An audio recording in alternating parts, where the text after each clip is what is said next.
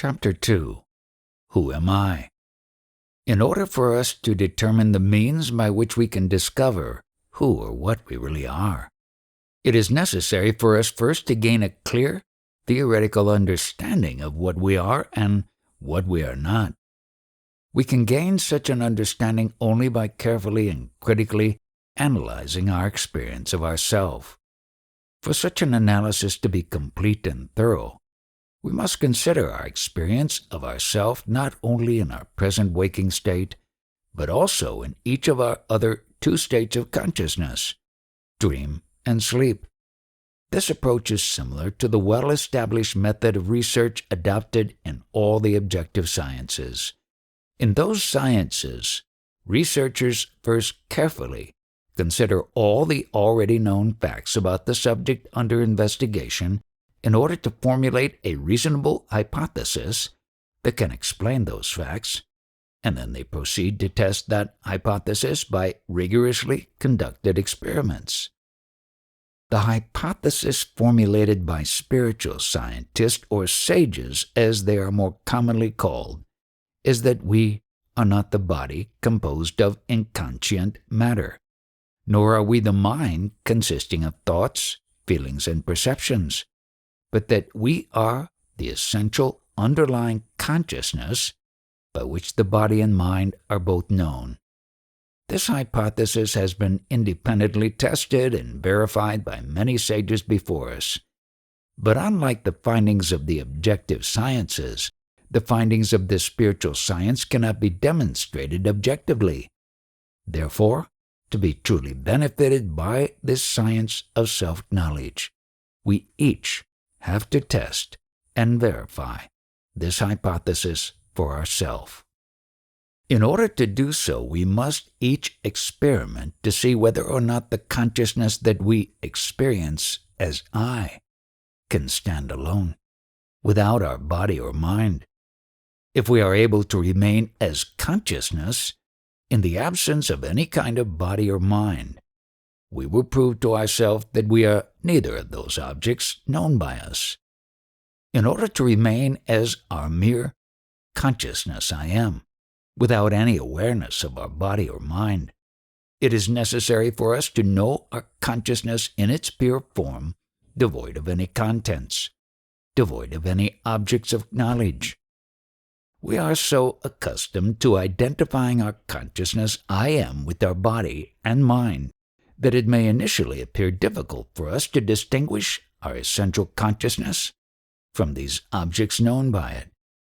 Because of this identification of our consciousness with its objects or contents, our knowledge of it appears to be clouded and unclear. Therefore, in order to distinguish between our consciousness and its objects, we must gain a clear knowledge of it as it really is. Whether we are a scientist or just an ordinary person, when we seek to obtain knowledge about something, the primary and essential instrument we use is our power of attention. Without paying attention to something, we cannot know it. In their experiments, scientists often use mechanical aids to observe things that they cannot perceive directly through their five senses. But it is, nevertheless, only through their five senses that they are able to read and interpret the information provided by those mechanical aids. It is only by means of one or more of our five senses that we can obtain knowledge about anything in the external world. However, though our five senses provide us with information about the external world, we can only know that information by attending to it. If we do not pay attention to the information provided by our senses, we can fail to see something that happens right in front of our eyes, or to hear a conversation between two people sitting just beside us. Therefore, all knowledge is ultimately obtained by us only by means of our power of attention. Since our consciousness is not an object, it cannot be observed by means of any mechanical aid, nor can it be observed by means of any of our five senses. The one and only instrument by which we can observe and know our consciousness is our power of attention, unaided by anything else.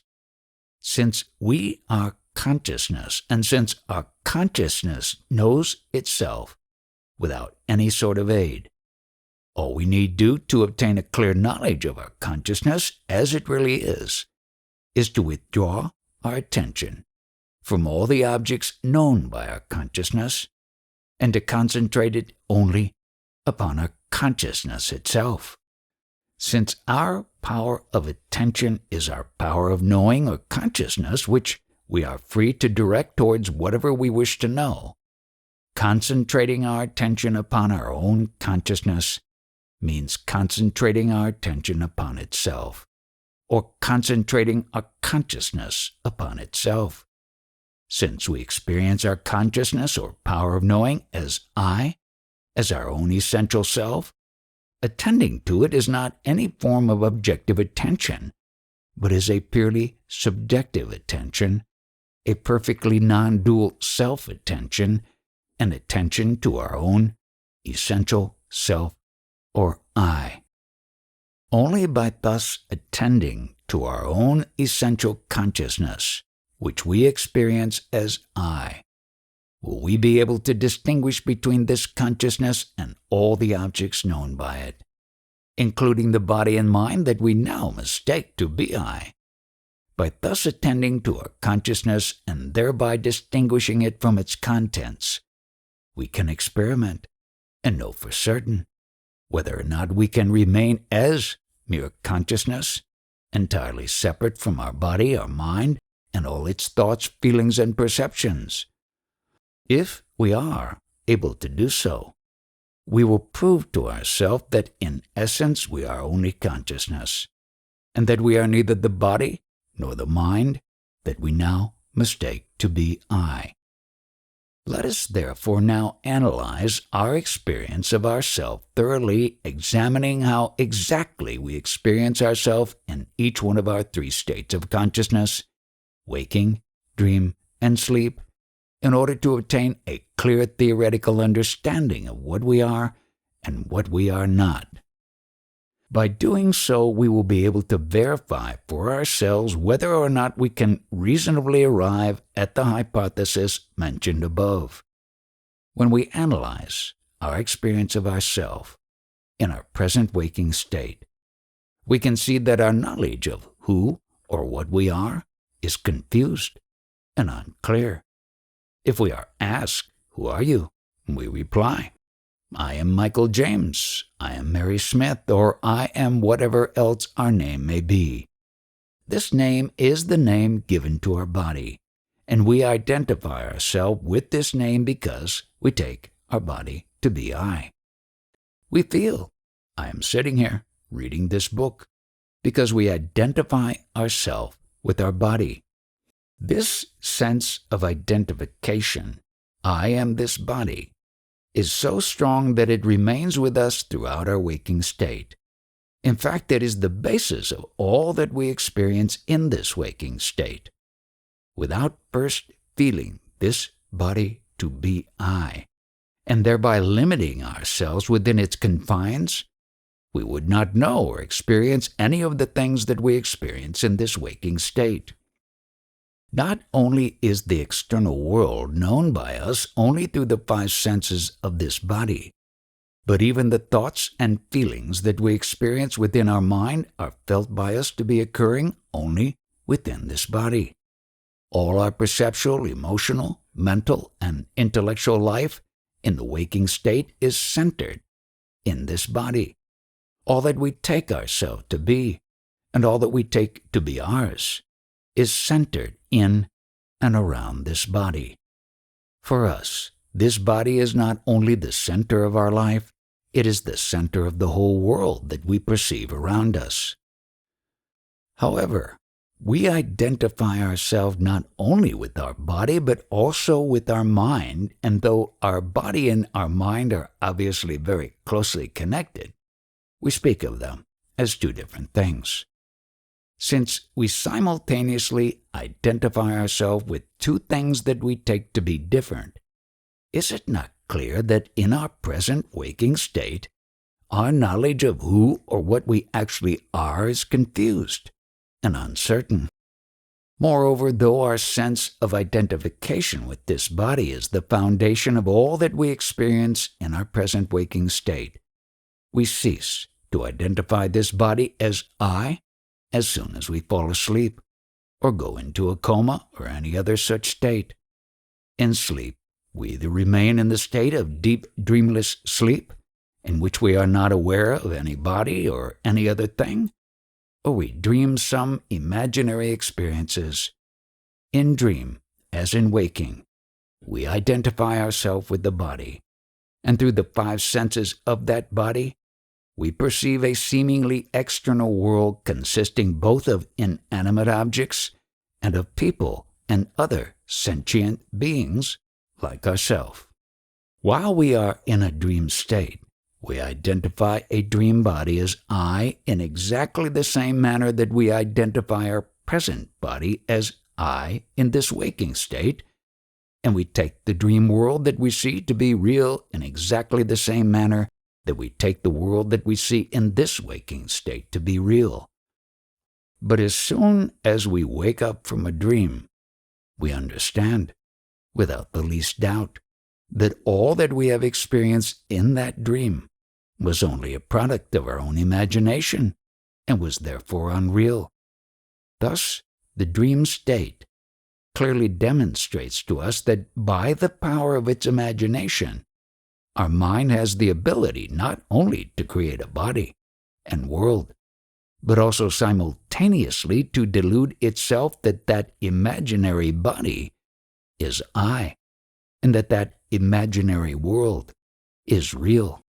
Knowing that our mind possesses this wonderful power of creation and self-deception, can we reasonably avoid doubting whether the body we take to be I and the world we take to be real in our present waking state are in fact any more real than the body and world we experience in a dream? Do we not have good reason to suspect that our body and this world that we experience in our present waking state are merely imaginary creations of our own mind, just as the body and world that we experienced in dream were? What evidence do we have that our body in this waking state and the world we perceive through the senses of this body are anything other than a creation of our mind?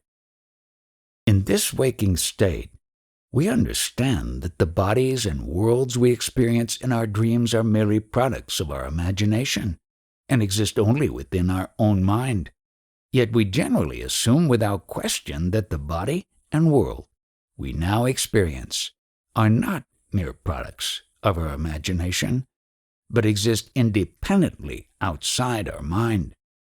We believe that this body and world exist even when we are unaware of them, as in dream and deep sleep. But how can we prove to ourselves that this is so? Other people who are awake when we were asleep can testify that our body and this world continued to exist even when we were unaware of them, is the answer that immediately comes to our mind. However, those other people and their testimony are themselves part of the world whose existence in sleep we want to prove.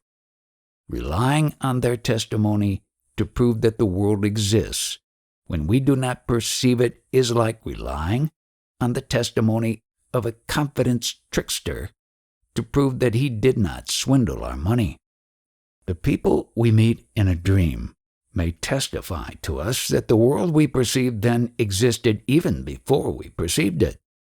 But when we wake up, we realize that their testimony proves nothing, because they were just a part of the world that our mind had temporarily created and deluded itself into believing to be real.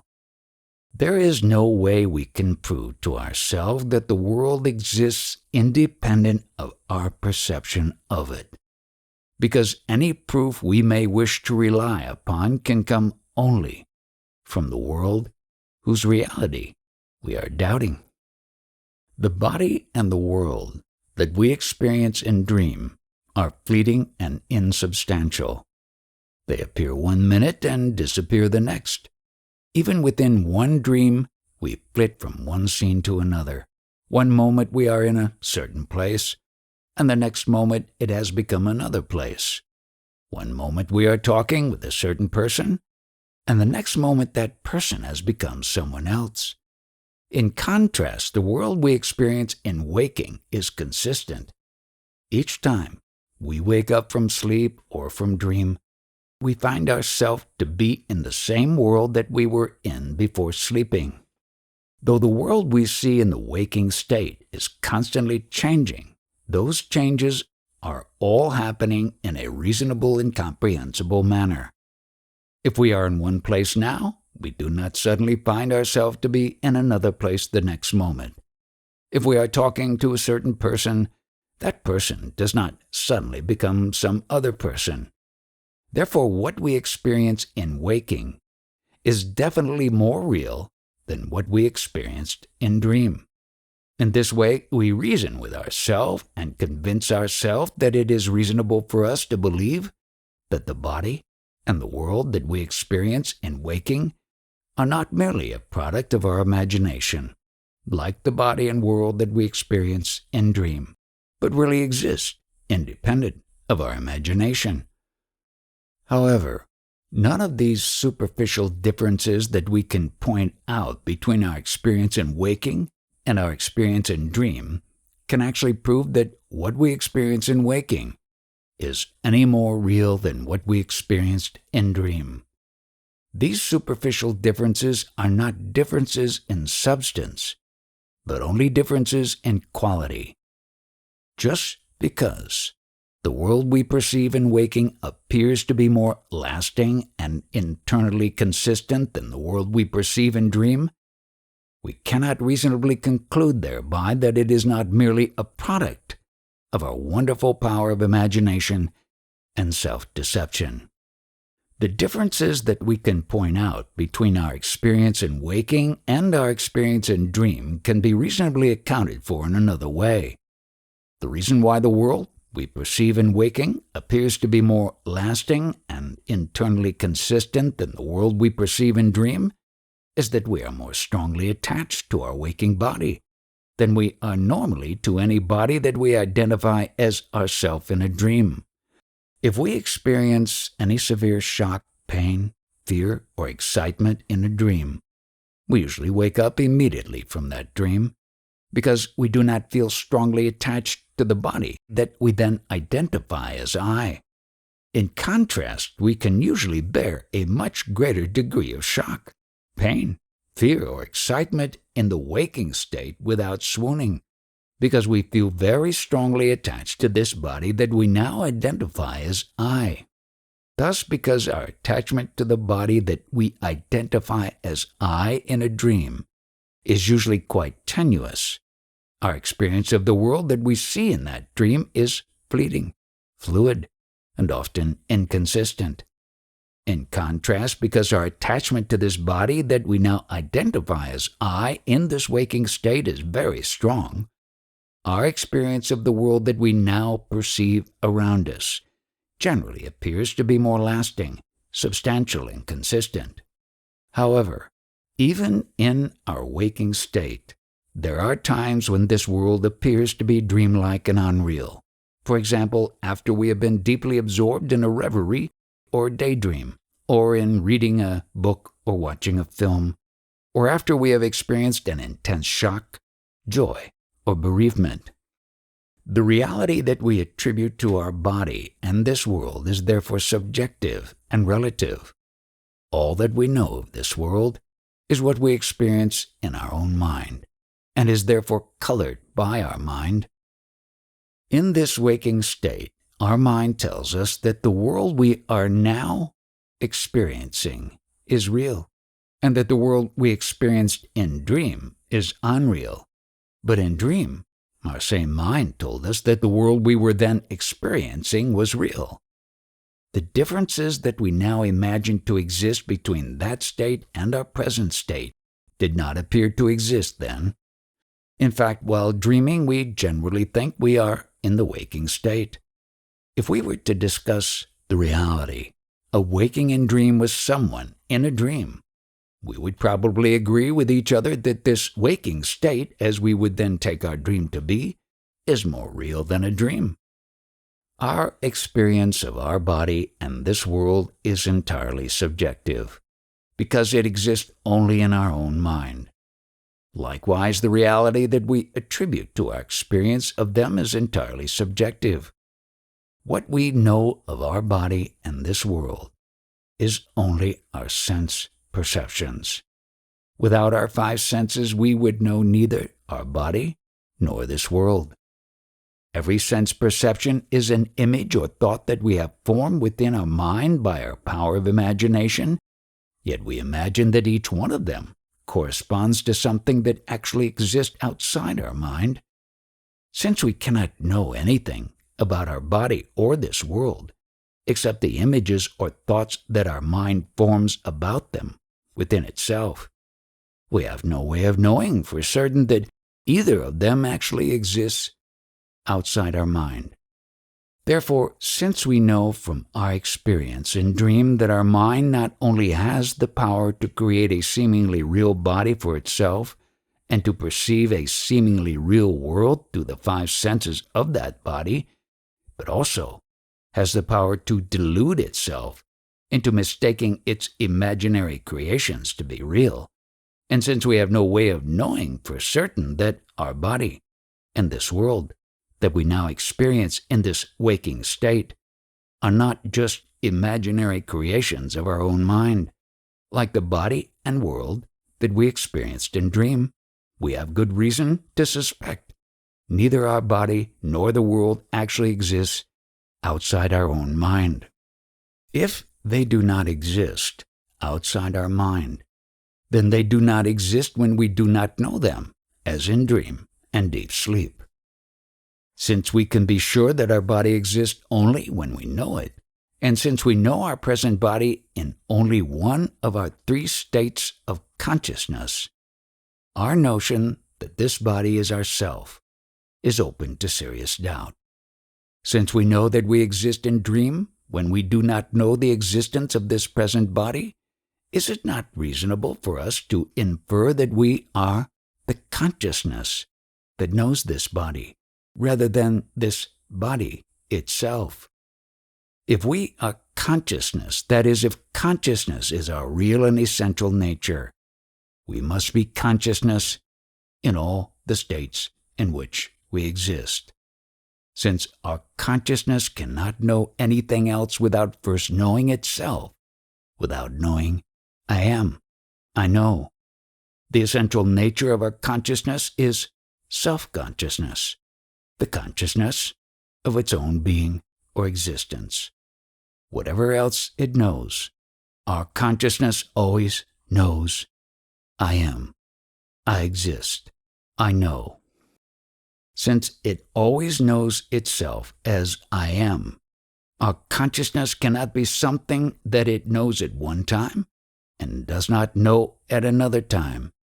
Therefore, if we are consciousness, we must be something that we know in all the states in which we exist, something that we know whenever we exist.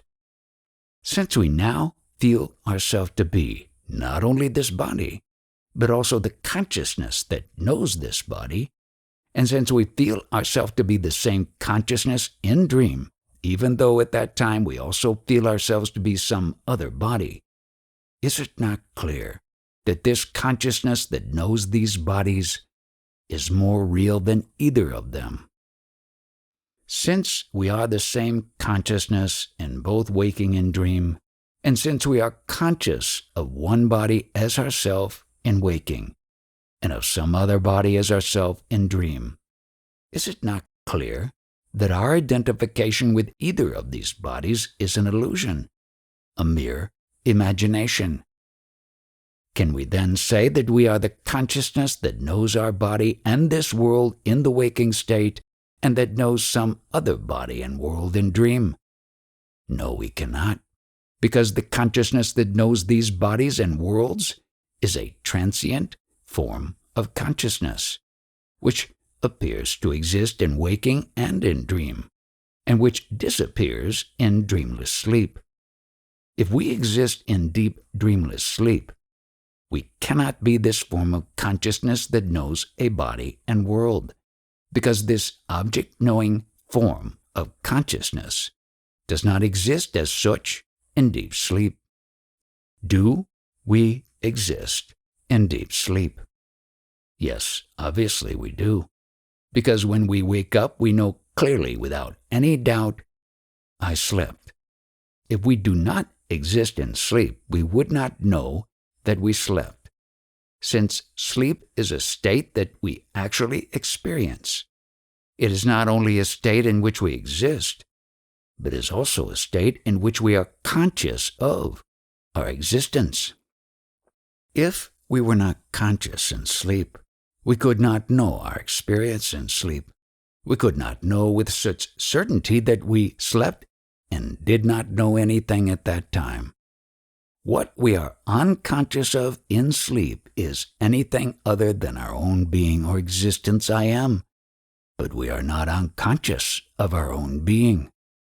Let us imagine a conversation that might occur between two people, whom we shall call A and B, just after B has woken up from a deep, dreamless sleep. A. Did someone come into your room 10 minutes ago? B. I do not know. I was asleep. Are you sure you were asleep? Yes, of course. I know very well that I was asleep. How do you know that you were asleep? Because I did not know anything. If someone were to question us as A questioned B, would we not normally answer in words similar to those used by B? What can we infer from such answers? When we say that we did not know anything in sleep, what we mean is that we did not know any external object or event at that time. But what about our own being? Did we know that we existed in sleep? If someone were to ask us if we are sure we were asleep, we would answer like B, I know very well that I was asleep. That is, we have no doubt that we existed even though we were in a state that we call sleep. When we say, I know I was asleep, what exactly do we mean? These words express a certainty that we all feel when we wake up from sleep. From this certainty that we each of us feel, it is clear not only that we did exist in sleep, but also that we knew we existed in sleep even though we did not know anything else at that time. Moreover, just as we feel with certainty, I know I was asleep, so we feel with equal certainty, I know I knew nothing in sleep. Since we know this with such certainty, it is clear that we did exist in sleep as the consciousness that knew that state of nothingness. After we wake up from a deep sleep, we do not need anyone else to tell us that we have been asleep, because sleep was a state that we ourselves consciously experienced. What we experienced in sleep was a state in which we were not conscious of anything else. But though we were not conscious of anything else in that state, we were nevertheless conscious that we were in that state in which we knew nothing. The so-called unconsciousness of sleep was a conscious experience for us at that time. In other words, though we are not conscious of anything else in sleep, we are nevertheless conscious of being in that seemingly unconscious state. Therefore, since the so-called unconsciousness of sleep is a state clearly known by us, sleep is in fact a conscious state of being. Hence, rather than describing sleep in negative terms as a state of unconsciousness, a state of being unconscious of anything, it would be more accurate to describe it in positive terms as a state of consciousness, a state of being conscious of nothing other than our own being. How do we come to be so sure that we know nothing in sleep? How exactly does this knowledge of not knowing anything in sleep arise? In waking, this knowledge takes the form of a thought. I did not know anything in sleep. But in sleep no such thought exists.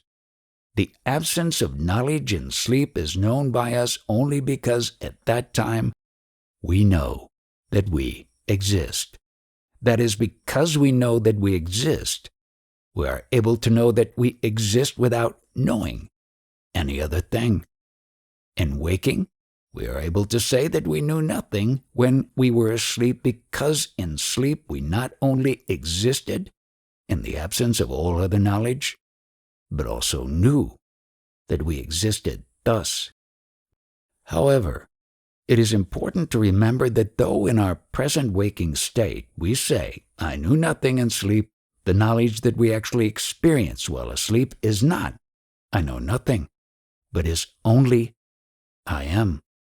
In sleep, what we actually know is I am, and nothing but I am.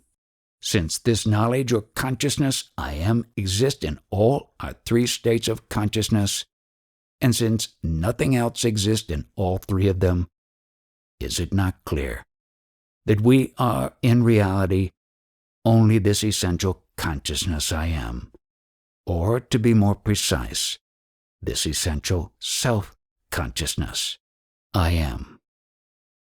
Thus, by critically analyzing our experience of ourself in each of our three states of consciousness, we come to understand that we are in essence only self-consciousness, our fundamental consciousness of our own being, I am.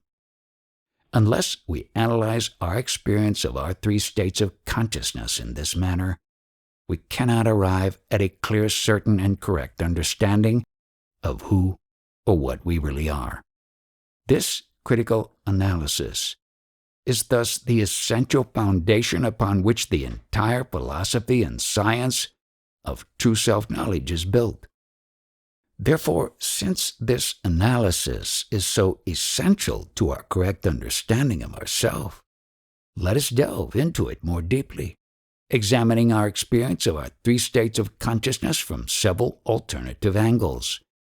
Though certain ideas may appear to repeat themselves when we do so, it is nevertheless useful to explore the same ground again from various different perspectives, because unless we gain not only a clear understanding, but also a firm conviction about our real nature from our critical analysis of our three states of consciousness, we will lack the motivation required to pursue the rigorous and extremely demanding empirical research or investigation into our own essential self-conscious being I am, without which we cannot attain direct and immediate experience of true self-knowledge.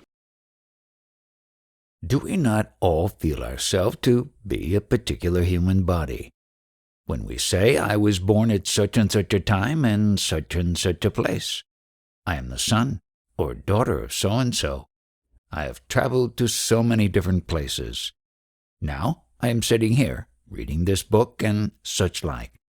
Is it not clear that we identify ourselves with our bodies so strongly that we habitually refer to it as I? But do we not at the same time also feel ourselves to be the consciousness within this body, and do we not therefore refer to this body not only subjectively as I, but also objectively as my body? Are we then two different things? This physical body that we call I and the consciousness that feels itself to be within this body, but at the same time regards this body as an object that it calls my body? No, we obviously cannot be two different things, because we all know very clearly I am one. That is, we each feel that we have only one self or I, and not two or more different I's. When we say I, we refer to a sense of selfhood that is intrinsically single, whole, and indivisible. Does that then mean that this physical body and the consciousness within it that feels itself to be my body are not two different things, but are one and the same? No, they are very clearly two different things, because we all know that our body is not inherently conscious. Though we cannot know our own body when our consciousness is separated from it, we do know that when the body of some other person dies, it remains just as a lump of insentient matter, devoid of consciousness. Since a physical body can thus remain without being conscious, the consciousness that appears to be united with it when it is alive and awake is clearly something that is different from it. Moreover, and more importantly, just as we know that a body can remain without any consciousness of its own, we also know from our experience in dream that our own consciousness can remain without this body that we now mistake to be I. In dream, we are conscious, both of ourselves as a body and of a world around us. But we are not conscious of this body, which at that time is supposedly lying asleep on a bed, unconscious of the world around it. Is it not clear, therefore, that our consciousness and our body are two different things?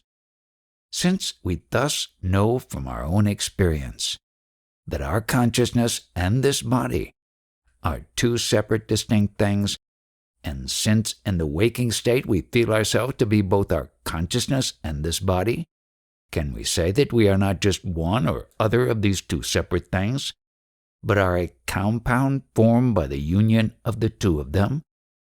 If we are indeed just a compound of these two separate things, we must cease to exist when they are parted. Our consciousness is united with this body only in the waking state, and parted from it in both dream and deep sleep. Since we continue to exist in both dream and deep sleep, we must be something more than just a compound of our consciousness and this body. When our consciousness and this body are separated, which of these two things are we? Since we are conscious of our existence not only in the waking state, but also in dream and in deep sleep, is it not evident that we cannot be either this body or a compound of our consciousness and this body, but must be some form of consciousness that can separate itself from this body and that persists through all these three passing and contrasting states? Is it not clear, therefore, that the knowledge we have at present about who or what we are is confused and uncertain? Are we this body, which is composed of inconscient matter, or are we our consciousness, which knows this body as an object distinct from itself? Since we feel ourselves to be both and refer to both as I, it is evident that we have no clear knowledge of what our I actually is. When we say, I know I am sitting here, we are equating and thereby confusing the knowing I, which is our consciousness, with the sitting I, which is this body. In this way, throughout our waking and dream states, we persistently confuse our consciousness with whatever body it currently appears to be confined within. Our confusion about our true identity, which is obvious enough from our experience in waking, is made still more clear by our experience in dream. In that state, this body that we now identify as I is supposedly lying unconscious either of itself or in the world around it, but we are nevertheless conscious of another body which we mistake to be I, and another world which we mistake to be real. Does not this experience that we have in every dream clearly demonstrate to us that we have the ability to delude ourselves into believing that we are a body, which is in reality nothing but a figment of our own imagination? How are we able to delude ourselves in this manner? If we clearly knew exactly what we are, we could not mistake ourselves to be something that we are not. Is it not clear, therefore, that all our confused and mistaken notions about what we are arise only from our lack of true and clear self-knowledge? Until and unless we gain a clear and correct knowledge about what we really are, we will continue to be confused and to delude ourselves into believing that we are a body, a mind, a person, or some other thing that we are not. So long as our knowledge of our own real self thus remains unclear, uncertain, and confused, can we really be sure about anything else that we may know? All the so-called knowledge about other things that we think we now possess rests solely upon the unsteady foundation of our confused and uncertain knowledge about ourselves. How can we rely upon or feel confident about any such knowledge?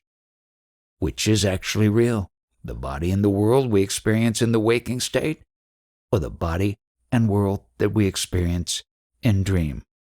Or are neither of them real? As far as we know, when we are dreaming, the body and the world of this waking state are non-existent. Even now, when we are in the waking state, the idea that they existed when we were unconscious of them, as in the states of dream and deep sleep, is merely an assumption for which we have no concrete evidence. Like all our other assumptions, this assumption is based upon our first and most fundamental assumption, our wrong assumption that we are somehow a mixture of both a physical body and the consciousness that knows that body not only subjectively as I, but also objectively as my body. Before we seek to acquire any knowledge about other things, all of which we merely assume to be real, but which are quite possibly nothing more than figments of our own imagination, is it not necessary for us, first, to question this fundamental assumption about who or what we are? Since in dream and in deep sleep, we are consciously separated from this body that we now, in the waking state, identify as I, is it not clear that this body cannot actually be our real self? In dream, we identify another body as I, and through the five senses of that body we see a world of objects and people around us, just as in waking, we identify this body as I, and through the five senses of this body, we see a world of objects and people around us. Does not dream, therefore, clearly demonstrate to us that our mind has a power of imagination that is so strong and self-deceptive that it can not only create for us a body and a whole world, but can also deceive us into believing that that body is I and that world is real? Does this not give us a very compelling reason to doubt the reality of this body and world in the waking state? Is it not quite possible that this body and the world full of objects and people that it sees around it are just another creation of the same self-deceptive power of imagination that created a very similar body and world in dream, a body and world that at that time seemed just as real as this body and world now seem to be? In both waking and in dream, we appear to be a confused mixture of both consciousness and a physical body. This confused mixture or compound that is formed by our identification of our consciousness with the physical body is what we call our mind. Since this mind is a confused and transitory form of consciousness that appears to exist only when it identifies itself with a body in either waking or dream, and ceases to exist when it relinquishes its identification with any body in sleep, can it be anything more than a mere illusion, an unreal appearance, a phantom product of our self-deceptive power of imagination? Since all things other than our fundamental consciousness I am are known by us only through the unreliable medium of this confused, self-deceiving, and transitory form of consciousness called mind, can we confidently say that any of them are real? Is it not reasonable for us instead to suspect that they are all nothing more than an illusory and unreal apparition, just like all the things that we see in a dream? Since the body that we mistake to be I in the waking state and the body that we mistake to be I in a dream are both transitory appearances, appearing as they each do in one state and not another, is it not clear that we cannot be either of these two bodies? If we are neither of them, then what, in fact, are we? We must be something that exists in both waking and dream. Though the body and world that we now know in the waking state and the body and world that we knew in dream may be very similar to each other, they are clearly not the same body and world. Is there anything that exists and remains the same in both of these two states? And if so, what is it? On superficial observation, the only thing that is common to these two states is our mind, the consciousness that knows them. Are we then this consciousness that knows both waking and dream, and that identifies one body as I in waking, and another body as I in dream? We cannot answer this question without first asking another. Are we this same consciousness not only in waking and dream, but also in sleep? No, this consciousness that knows a body and world in waking and dream states ceases to exist in deep sleep.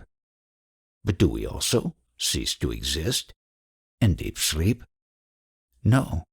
Though we cease to be conscious of any body or world in the state of deep sleep, we nevertheless do exist in that state, and we also know our own existence at that time. When we wake up from deep sleep, we are able to say with certainty, I slept peacefully and happily. I knew nothing at that time and was not disturbed by any dream. Does not this certain knowledge that we have about our experience in sleep clearly indicate not only that we did exist at that time, but also that we knew we existed? Generally, we think of deep sleep as a state of unconsciousness, but what we were unconscious of in sleep was only things other than I, such as any body or world. We were not, however, unconscious of our own existence. We need other people to tell us that our body and world existed while we were asleep, but we need no one to tell us that we existed at that time. Without the help or testimony of any other person or thing, we know clearly and without any doubt, I slept. In sleep, we may not have known exactly what we were, but we did know very clearly that we were. The clear knowledge that we possess about our experience in sleep and that we express when we say, I slept peacefully and knew nothing at that time, would not be possible if, in sleep, we had not been conscious of that experience, or to be more precise, if we had not been conscious of ourselves as the consciousness that was unconscious of anything other than our own peaceful and happy being. If we did not know I am while we were asleep, now after we have woken from sleep, we would not know so clearly I slept. That is, we could not now know so clearly that we were then in the state that we now call sleep. In other words, that we did indeed exist in that state. We know that we existed in sleep because in that state we did actually experience our own existence, our essential, self-conscious being, I am. Since in the waking state, we know clearly not only that we slept, but also that in sleep we did not know anything, is it not clear that sleep was a state that we actually experienced? The seeming unconsciousness of sleep, the absence at that time of any knowledge about anything other than I am, was our own experience, something that we ourselves experienced and knew at that time. We can employ another parallel line of reasoning to demonstrate the fact that we were conscious of our existence in sleep. After we wake from sleep, do we not have a clear memory of having slept and of having known nothing while we slept? Since we can have no memory of something unless we have actually experienced it, our memory of having slept and having known nothing while asleep is a clear proof of the fact that we did experience ourselves sleeping and knowing nothing at that time. If we did not truly remember our experience in sleep, we could not know with such certainty that we were unconscious of anything at that time. What we would know about sleep is not the positive knowledge that we slept and knew nothing at that time, but merely a negative knowledge that we do not remember any such state at all. Instead of remembering a clear gap between one period of waking and the next, a thought-free gap in which we were clearly unconscious of anything other than our own being, we would remember no break at all between two such consecutive periods of waking. The end of one period of waking would, in our experience, simply merge without any perceptible break into the beginning of the next period of waking, and all our many consecutive periods of waking would appear to us to be one single continuous and unbroken period of waking, just as the many frames of a movie film, when projected in rapid succession upon a screen, appear to be one single continuous and unbroken moving picture. If there were no continuity of our consciousness during sleep, the gap that exists between one period of waking and the next would be imperceptible to us, just as the gap between each frame of the movie film is imperceptible to us. Deep sleep is thus a state of which we do have a direct and first-hand experience. Since there can be no experience without consciousness, the fact that we experience sleep clearly proves that we certainly do have some level of consciousness even in that state. That level of consciousness that we experience in sleep is our deepest and most fundamental level of consciousness, our simple, non-dual consciousness of our own essential being, which is our true self-conscious I am. We are so accustomed to associating consciousness only with our mind, the consciousness that knows things other than itself, that with regard to sleep, we overlook the obvious. We overlook the fact that the unconsciousness of sleep is something that we ourselves have experienced, and that in order to have experienced that so-called unconsciousness in sleep, we ourselves must have been conscious. Therefore, as far as we can ever possibly know, there is no such thing as a state of absolute unconsciousness. Such a state of absolute unconsciousness would be a state that could never be known or experienced. The only type of unconsciousness that we can experience and know is not a state of absolute unconsciousness, but merely a state of relative unconsciousness, a state in which the consciousness of duality with which we are familiar in the waking and dream states has subsided, a state in which we are not conscious of anything other than our mere being, our fundamental, non-dual, self-consciousness I am. If we were really unconscious in sleep or at any other time, we could not be consciousness, because consciousness can never be unconscious. However, since we are conscious of sleep and other such states of relative unconsciousness, we are the absolute consciousness that underlies and supports yet transcends all states of relative consciousness and unconsciousness.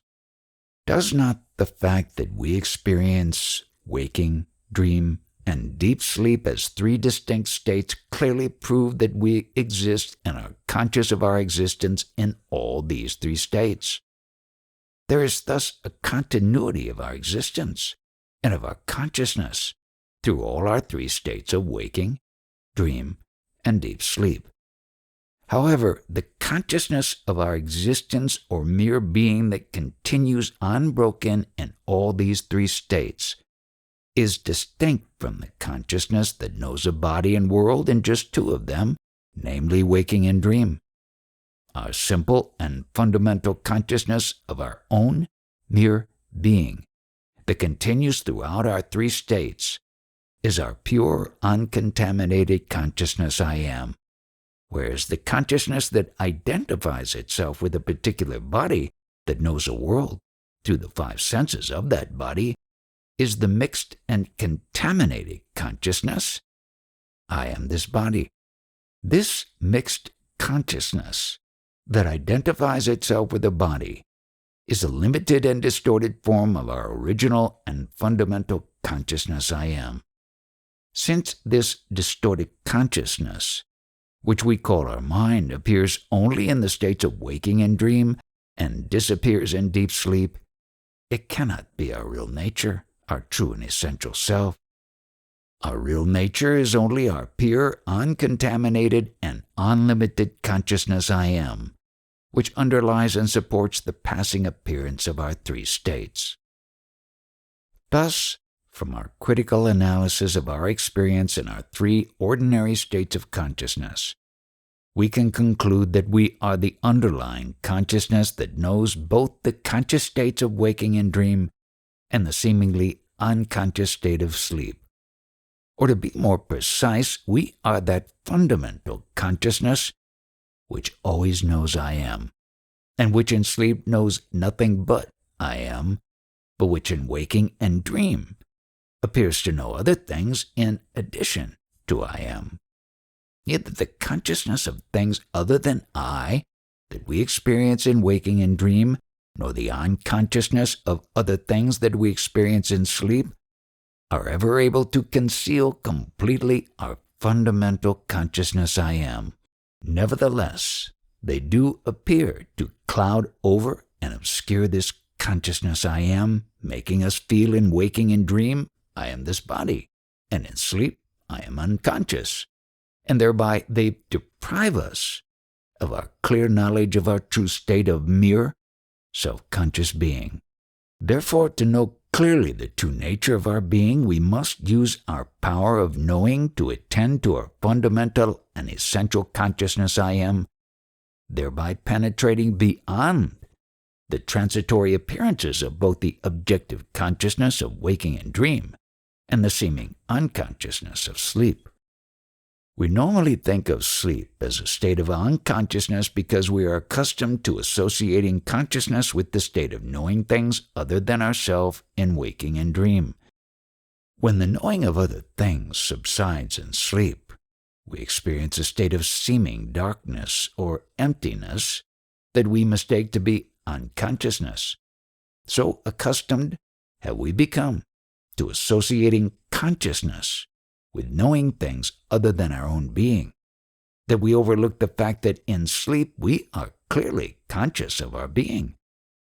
The reason why we thus overlook our clear consciousness of our own being in sleep is because we have habituated ourselves to overlooking it in waking and in dream. In both waking and dream, we usually spend all our time paying attention only to the thoughts and feelings in our mind, and to the objects and events in the seemingly external world, and we seldom, if ever, pay any attention to our mere being, our self-consciousness I am. Because we habitually ignore our consciousness of our own being, we mistakenly believe that our dualistic consciousness, our consciousness that knows things that are seemingly other than ourself, is the only consciousness there is.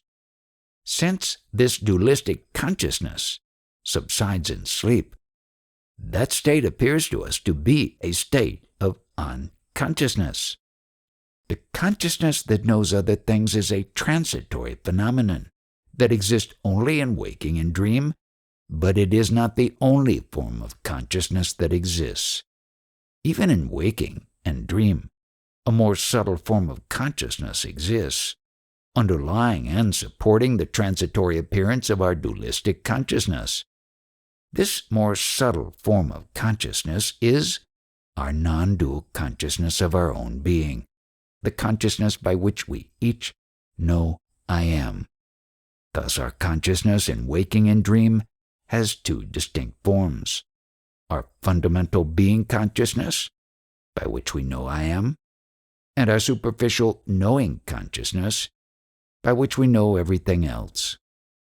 Though we can thus distinguish two forms of our consciousness, these are not two different consciousnesses, but just two forms of one and the same consciousness, the one and only consciousness that exists. The relationship between these two forms of consciousness is similar to the relationship between the illusory appearance of a snake and the rope that underlies and supports that illusory appearance. When walking in a dim light, we may mistake a rope lying on the ground to be a snake. Because we see the rope as a snake, we fail to see the rope as it is, and hence we mistakenly think that what is lying on the ground is only a snake. Similarly, because we experience our being consciousness as a knowing consciousness, we fail to know our being consciousness as it is, and hence we mistakenly think that the only form of consciousness that exists is our knowing consciousness.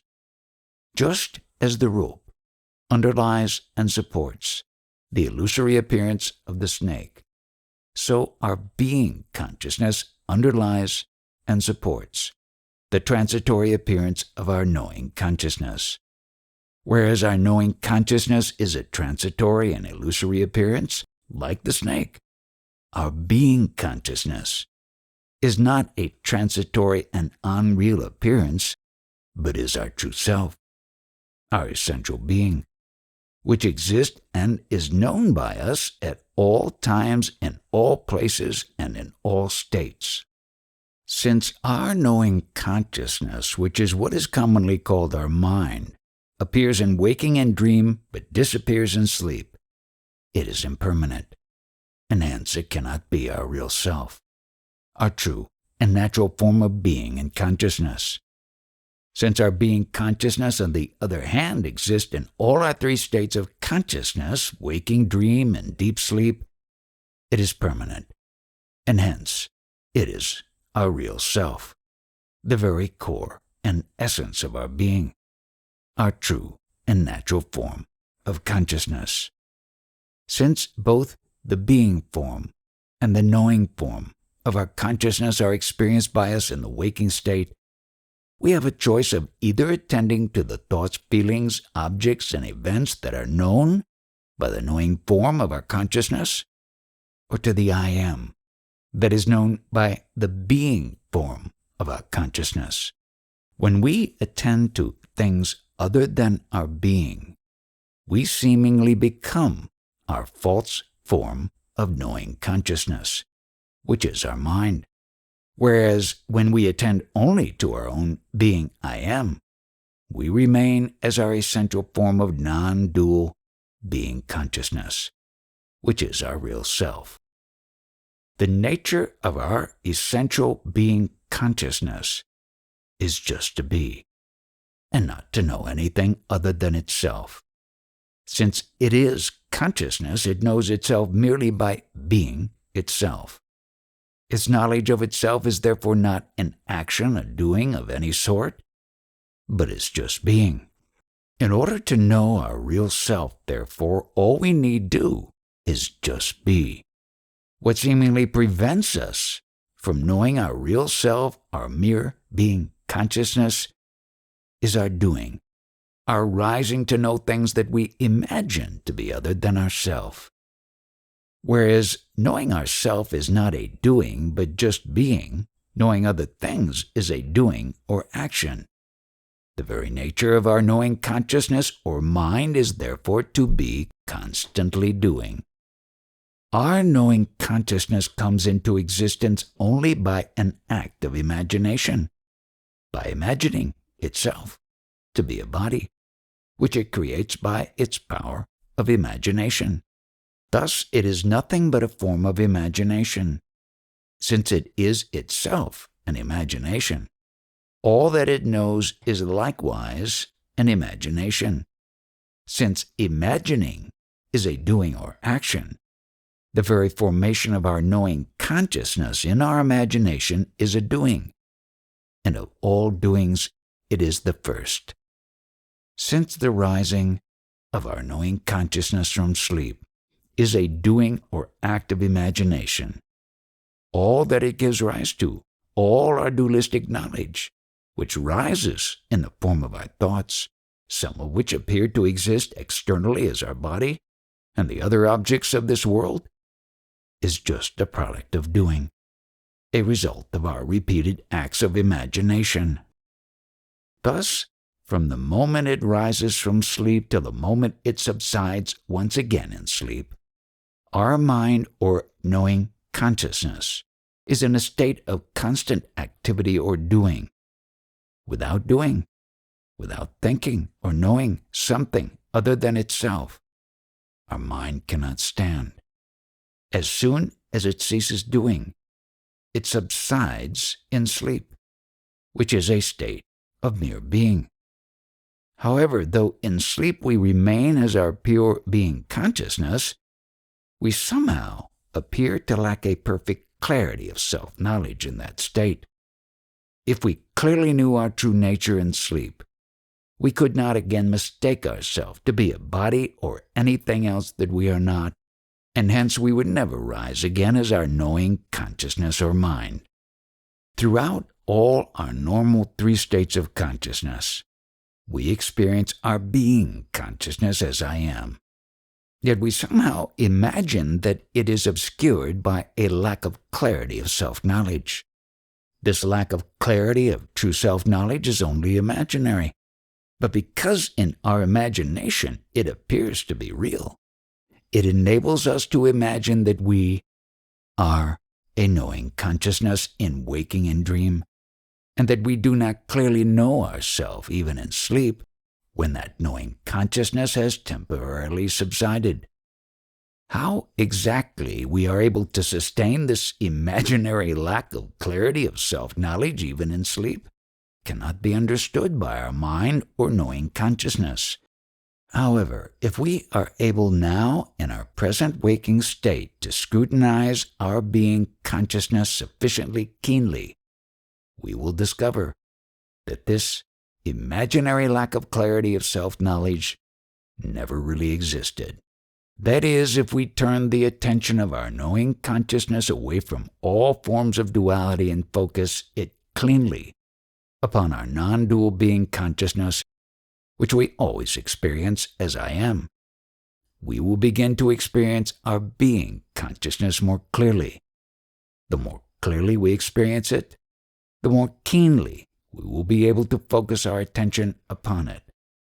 By constantly practicing self-attention, therefore, we will eventually be able to focus our attention so keenly upon our being consciousness that we will experience it with full and perfect clarity.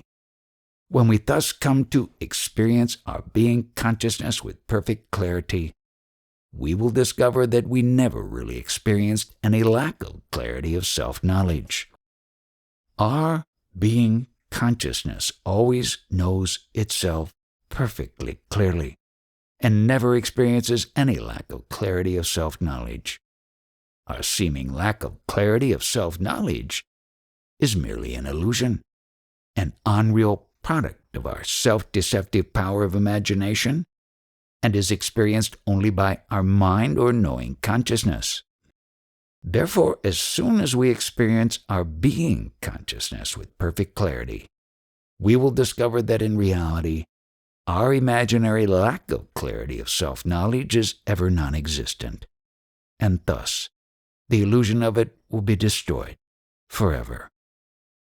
Since our entire experience of duality or multiplicity arises only in our mind, and since our mind is built upon the flimsy foundation of our imaginary lack of clarity of self-knowledge, when this mist-like imaginary lack of clarity is dissolved in the clear light of unadulterated self-consciousness, our mind and all the duality that it now experiences will disappear forever, just as a dream disappears as soon as we wake up from sleep.